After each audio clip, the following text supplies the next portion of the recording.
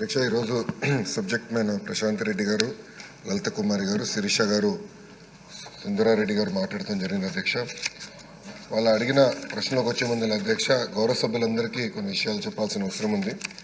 మొదటిది, గత ప్రభుత్వము ఫేజ్ 1, ఫేజ్ 2 కింద అండ్ ఫేజ్ 3 కింద అనేక పనులు ప్రారంభించడం జరిగింది. దాంట్లో భాగంగా మీరు చూస్తే కనీసం ఫేజ్ 1 కూడా పూర్తి చేయాల, ఫేజ్ 2 కూడా అనేక పనులు పెండింగ్ పెట్టారు. అధ్యక్ష ఈ రెండు పూర్తి చేసేదానికి సుమారుగా 4,789 కోట్ల రూపాయలు మన ప్రభుత్వానికి అవసరం ఉంటుంది. అధ్యక్ష ఇదంతా చూసిన తర్వాత ఫస్ట్ నేను అనుకుంది, ఎందుకంటే ఈ కుటుంబీ ప్రభుత్వం ఏర్పడడానికి ప్రధానమైన కారణం కూడా మనం 117 జియో రద్దు చేస్తామని చెప్తాం జరిగింది. ఎందుకంటే విద్య అనేది పిల్లలకి దూరం అవుతుంది, మళ్ళీ ప్రాథమిక విద్య తీసుకురావాలనే ఆలోచనతో ఆ ఫోకస్కి వెళ్దామనే లక్ష్యంతో ఉన్నాం. అధ్యక్ష దాంట్లో భాగంగా ముందర జియో 117కి ఆల్టర్నేటివ్ తీసుకురావాలి.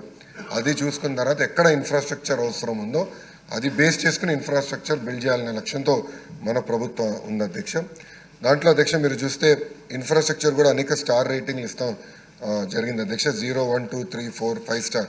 ఇది ఎందుకు చేసామంటే నేను కూడా వ్యత్యాసం చేశాను. కొన్ని పాఠశాలలో ఇన్ఫ్రాస్ట్రక్చర్ అన్నీ ఉన్నాయి, బెంచ్లు ఉన్నాయి, టీవీలు ఉన్నాయి, రంగులు ఉన్నాయి.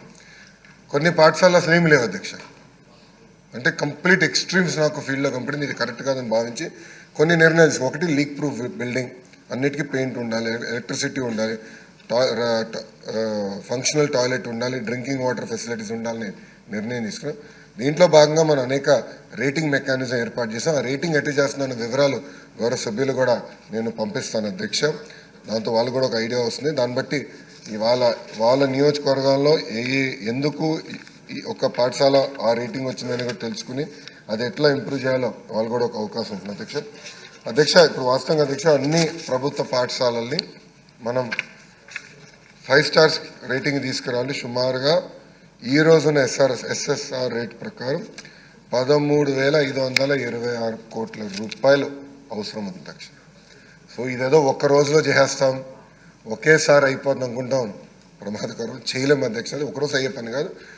ఇది ఒక అందరం కలిసికట్టుగా పని చేస్తే ఒక 5 నుంచి 7 సంవత్సరాలు పడుతుంది. అధ్యక్ష నా నుంచి ఇక్కడ నేను గౌరవ సభ్యులందరినీ కోరేది కూడా ఏంటంటే మనం కూడా ప్రభుత్వ పాఠశాలల్ని దత్తత తీసుకొని లోకల్ సిఎస్ఆర్ నిధులు కానివ్వండి, ఇతర వేరే కార్యక్రమాల ద్వారా నిధులు జతపరిచి ఈ ప్రభుత్వ పాఠశాలని ఇన్ఫ్రాస్ట్రక్చర్ని ప్రధానంగా ఇంప్రూవ్ చేయాలని గౌరవ సభ్యులందరినీ కోరుతున్నాను. అధ్యక్ష దీంట్లో భాగంగా నేను ఒక విషయం చెప్పాలనుకున్నాను. అధ్యక్ష మన డిప్యూటీ స్పీకర్ గారి నియోజకవర్గం ఉండి నియోజకవర్గంలో ప్రభుత్వ పాఠశాలను వెళ్తాం జరిగింది. అధ్యక్ష చాలా చరిత్ర కలిగిన పాఠశాల.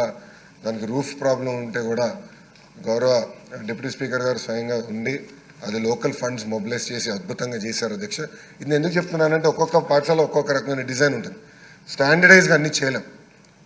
ఎందుకంటే దశల వారీగా కట్టుకుంటూ వచ్చాము. కొన్ని బ్రిటిష్ వాళ్ళు కట్టినవి ఉన్నాయి, తర్వాత మన ప్రభుత్వాలు వచ్చినాక కట్టినవి ఉన్నాయి. సో ఇది ఒక్క డిజైన్లో లేవు కనుక లోకల్ ఇన్పుట్ చాలా అవసరం ఇన్ఫ్రాస్ట్రక్చర్ పైన. అది దయచేసి గౌరవ సభ్యులందరూ కొంచెం దానిపైన శ్రద్ధ పెట్టాలని కోరుకుంటున్నాను. అధ్యక్ష